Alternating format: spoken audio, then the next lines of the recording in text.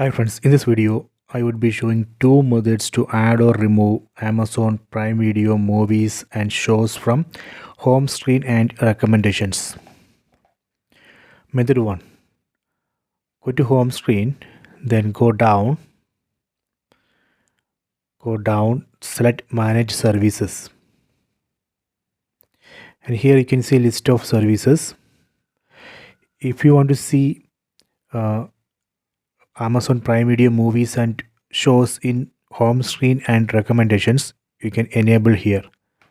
See, if you don't want to see that, you can disable. So this way we can control. This is a method 1. Let me go to method 2. Let me go to home screen,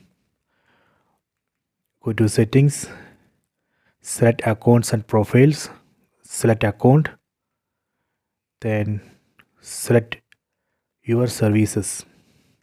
Here you can see the same list of services. From here we can turn on or off. These are the two methods. Please try this. I hope you have enjoyed this video. Please subscribe this channel. Please like and share the video.